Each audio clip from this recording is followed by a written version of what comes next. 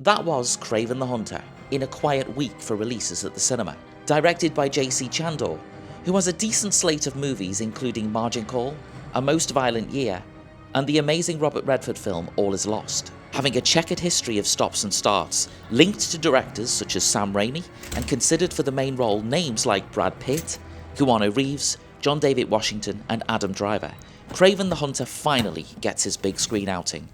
What did I think?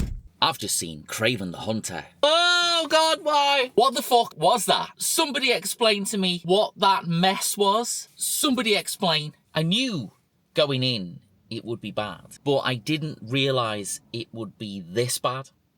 You know, the Marvel thing comes up at the beginning of this, and you think, well, okay, fine. This is that weird kind of no man's land, Marvel and also Columbia Pictures, Sony. I don't know, yeah. I'm telling you, right, I went in with low expectations. Normally, when you go into a movie with low expectations, then those expectations are kind of petered out because it's normally a little bit better than your low expectations. And that usually works. But this time, as something amazing happened, watching Kraven the Hunter, it's changed that philosophy. Now I'm able to go into a film with expectations that can be even lower. There's the expectations, then there's the low expectations, then there's this. The more that I've thought about Megalopolis, the more that I've hated it. And then I saw Kraven the Hunter. Maybe Megalopolis isn't that bad after all. At least it had some ideas in it. This didn't have any ideas in it at all. We once watched Conan the Barbarian. Maybe we can put a bit of that in. And we once watched Superman. Maybe we can put a bit of that in. We've seen Spider-Man, maybe a bit of that, but then not any of that. This film is very bad. But it's easy for me to sit here and say it's very bad. I need to justify that. Do I need to justify why this is bad? Do I need to? All right, let's try and justify why this is bad. But before we do that, let's get the hell out of here because I'm getting upset. We'll go. And we'll figure out what we can do about Kraven the Hunter. Let me just say this. I mean, I do love Russell Crowe. He is great. He seems like an alright human being. But fucking hell, he's terrible in this. Oh my God. The accent is just... It's comedy. It's a comedy accent. And I couldn't let that go. I couldn't get over that. That's one thing I couldn't do, is get over Russell Crowe's accent. He's a Russian gangster man of some sort. It's the most incredible caricature bullshit I've ever seen. Kraven the Hunter is very bad. I didn't even enjoy it in a good bad way. I was thinking to myself, okay, right, we might be able to do a good bad thing. That didn't happen. I'm gonna look deep within to see if there's any redeeming qualities of this film. I'm just going to look deep. I'm going to go deep. If there's anything that can just squeeze out a tiny bit of, well, actually, this bit was all right, or this thing was all right, or whatever. It's as if nothing happened. It's as if I went into the cinema, the lights dimmed, and nothing came on the screen. And then the lights came back up, and everybody left. That's how nothingy this is. That would have been preferable to Kraven the Hunter. Oh, how was the film? Oh yeah, it was great. Yeah, there was this blank screen, and then we all went home. Oh really? Oh, that's good. That didn't happen though, and I did get to see Kraven the Hunter, and now I'm upset. In the old days, there was a lot of yelling going on in superhero films, and it got quite tiring after a while. Now we kind of live in this post sort of Christopher Nolan world where everyone sort of mumbles everything. Don't get me wrong, I love the Christopher Nolan superhero films. I love them all. They're all pretty great. He ushered in that like muted, hushy toned, sort of quiet, brooding angriness in superhero films. And it worked perfectly with Christian Bale and Batman. I mean, I suppose the Avengers is a bit different. I mean, that is just hours and hours of yelling. Kraven the Hunter is of the quiet variety. It is of the hushed tones, that sort of reflective villainry, I suppose you can say it that way. Reflective villainry. That, you know, that makes it sound great, but it's not great. It is incoherent, and the reason why it's incoherent is because it doesn't make any sense. I mean, it not because it's structured weirdly or anything like that. It's just like it's nonsensical. It's in London for a bit, it's in Russia for a bit, and it's in like Siberia.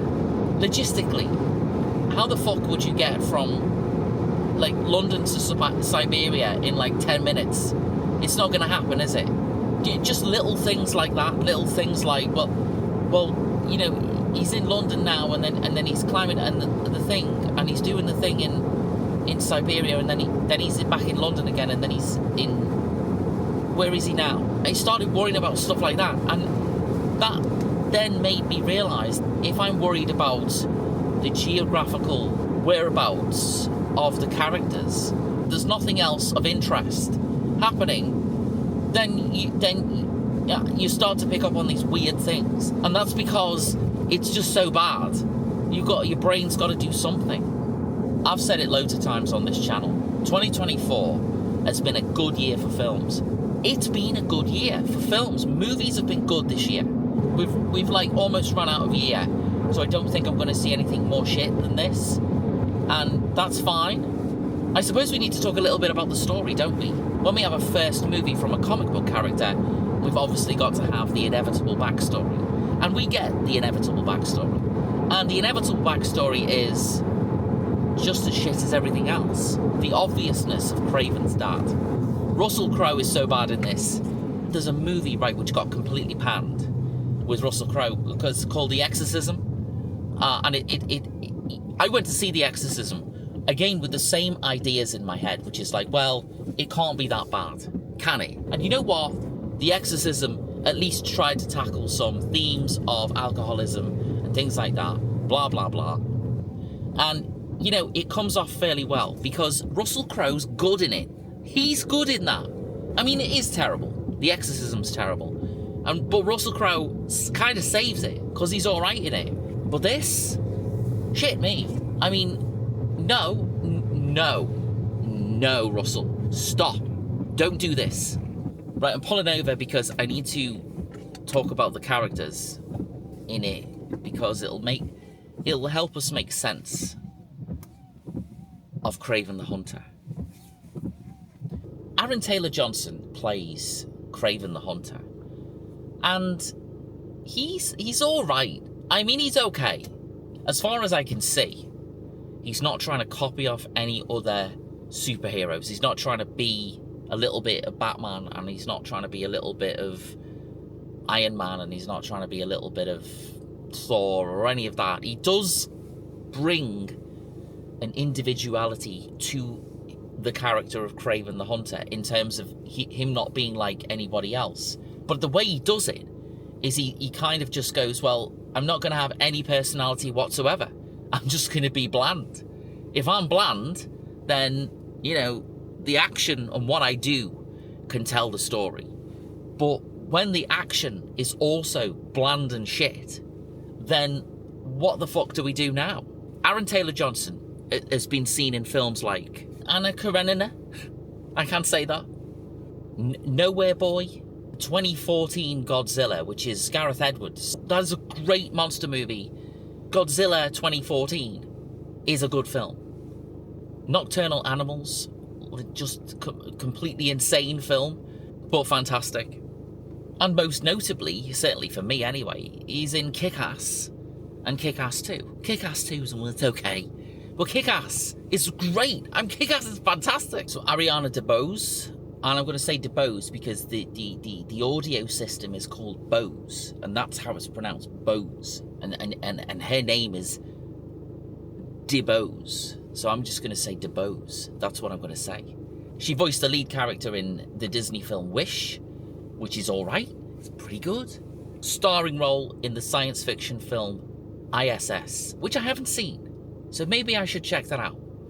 And she was also in Argylle, and here she is in Kraven the Hunter.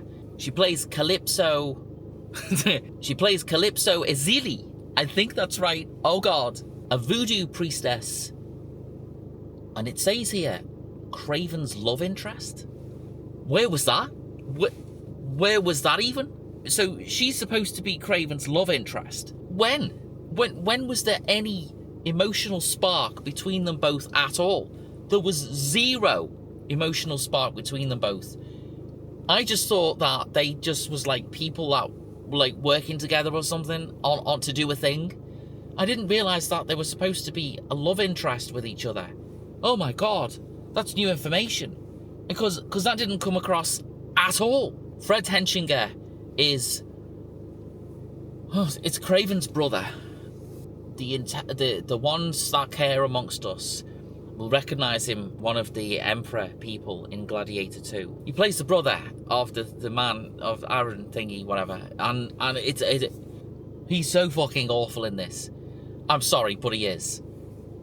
He's Dimitri, and also, well, I'm not going to give any spoilers away, but he's Dimitri and someone else. And there's other people as well. Let's talk about the villain. So the villain, well, villains. There's a couple of villains in it, and the Rhino is obviously the main villain. We couldn't get any more of a caricature than we do right here. They're supposed to take this fucking seriously, and it's awful. It's awful. So he plays Rhino. He plays Rhino. His name is Alessandro Nivola. Of everyone in this, he's the most upsettingly bad. I don't know what he's going for. There's the caricature delivery. There's going to stage school, and there's a teacher saying, well, if you're going to be a villain, then you need to have an accent, and you need to have the whole, raise the eyebrow thing, and all, he's going through the catalogue of stereotypical villains. He's going through all of that. He's going through the list. And before the credits roll, he's going to do every single one of those stereotypes. And boy, fucking hell. When he becomes, spoiler alert, when he becomes Rhino at the end, the visual effects are actually painful. They're so bad, it's painful to see it. It's so bad. I can't do a review where I just say it's bad for 20 minutes. I can't do that, but I am. So Alessandro Nivola is completely terrible in this, but upstaging him is Russell Crowe, who plays, let me get his name right. I'm going to read this. I can't do this. Nikolai Kravenov? Nikolai. Anyway, he's like the bad guy, kingpin, henchman-y, fucking whatever it is. But he's not the bad guy, but he is the bad guy because he's Kraven the Hunter's dad and the other guy, brother's dad. And he goes on about being a man to the point where you think, you just think, what the fuck was anybody thinking when they wrote this script? What were they thinking? So it's written by Richard Wenk. Great name. It looks like he wrote the Equalizer trilogy. And again, the Equalizer trilogy is all right. Denzel Washington, fantastic Denzel Washington. They're all right.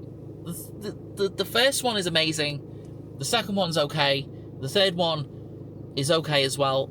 But as a trilogy, fine, great. The Equalizer works. So, again, we've got some competency there. It had some other writers as well, though. Art Markham? That sounds like a made-up name to me, but whatever.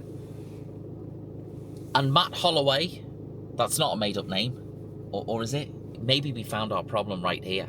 Those two guys are responsible for writing Punisher Warzone, Transformers The Last Night, which is utter shit, and Men in Black International, which is Oh, Uncharted, the movie, the game, fucking amazing. The movie's all right. The movie's okay. But I tell you what, it is shit. And now they've written this, and I can see where the problem is. Then I think we've identified the problem with Kraven the Hunter. Of all the films I reviewed on this channel, every single one of them, no matter how good or bad, every single one of them has at least had a bit of heart and soul in it, you know? Gladiator 2, not amazing, but Ridley Scott was there, right? He was there and he was present, and he did it and made it, and it was all right. It was okay. Megalopolis, as shit as Megalopolis is, it was something that was dreamt up 40 odd years ago by Francis Ford Coppola, and he spent all that time trying to make it, come up with that blah blah blah, and he made it, and it was his passion project, and it's completely awful.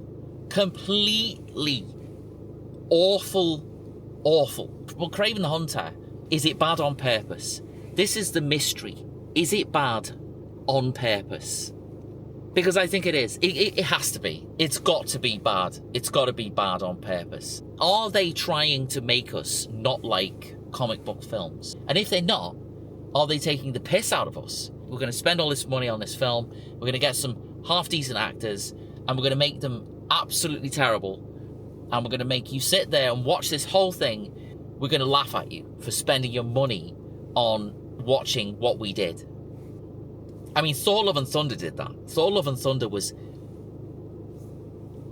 anger-inducingly shit. But this is not even that. You can tell that what they did in Thor: Love and Thunder is they went, we don't give a fuck. We don't give a fuck. We're just going to do whatever the fuck we want, and it can be as shit as it is. Fine. This is not that. This isn't that. This has been made cynically, and it comes across... And it said in the thing, the visual effects support, the visual effects are very bad. They are very bad. As I said before about Rhino, it's bad, really bad. There are two all-right action set pieces in this. One is, there's a chase scene in London, central London. So that chase scene was ended up in Docklands, I think, and there's a helicopter, and it's all right. That's okay. That's fine. There's another one as well where they go to some like monastery somewhere. They say it says Turkey, and it's at the side of a mountain. You can Google it actually and see it. It is a real place. But anyway, they go there and they fuck shit up. It's a decent set piece where it kind of blows up and falls and stuff. That looks okay as well. That's all right. That's fine. But everything else is just garbage. It's just garbage. So it's rated 15, and it is a bit violent. It does have, like, you know, your level of violence in it that you wouldn't expect to see in something like Avengers and all of that kind of thing. It is a bit icky in some parts. And even that does not make it any better. It's like they've seen Deadpool and they've gone, right, Deadpool's dead violent, isn't it? Let's do that. Let's put a bit of Deadpool violence into it. Yeah, but, you know, the thing about Deadpool is Deadpool's all right. Deadpool 2 is not all right, but the other Deadpools are great. Let's carry on and let's see if we can sum this up. It is pretty awful. It's disappointing and it's upsetting, and it's, you know, it's got a few of those things going on. I'm open. I'm open to any kind of movie. You know, I don't want to paint myself as this movie snob. Like, oh, you know, he doesn't like comic book films. You know, he's above all of that sort of thing. Well, that's not true. I absolutely loved Guardians of the Galaxy 3. I mentioned it before as well, I think. I loved Guardians of the Galaxy 3. It was fantastic. That is a proper, like, superhero comic book film. It really is. Guardians 1 was fab. Guardians 2 was alright, and 3 redeemed itself in a major way, because that had everything in it. That had all of the violence, that had all of the comedy, that had all of the charm. It had charm, you see? Charm. That's what it had. Charm. And this just... this didn't have any of that. It had nothing. It had none of those qualities at all. So let's sum it up. Let's see if we can sum this up properly. Kraven the Hunter is a film that you should 100% avoid. If you've seen Moana 2, or if you've seen Wicked, or if you've seen any of the big films that are out right now in the cinema, then go and see them again. Don't see Kraven the Hunter, because it's awful. It's not recommended. It's a flabby, nonsensical waste of time. Basically, that's what this is. It's got no redeeming features whatsoever. Kraven the Hunter is one of the worst films I've seen in 2024, and that's upsetting because the potential was right there. And Aaron Taylor Johnson is a decent actor. He's all right. I went in and I wanted to enjoy it. I wanted to try. I didn't want to just go and put my barriers up immediately, but the film did that for me. I've never seen that happen before. I've never seen a film build the barriers for me hating it whilst I'm actually watching it. Wow, amazing. But it did it. And Kraven the Hunter is terrible. It's a terrible film with a terrible script, and it's terribly directed, and it's got terrible special effects, and it's just fucking terrible. So whatever you do, go and see something else. Anything else, don't see Kraven the Hunter.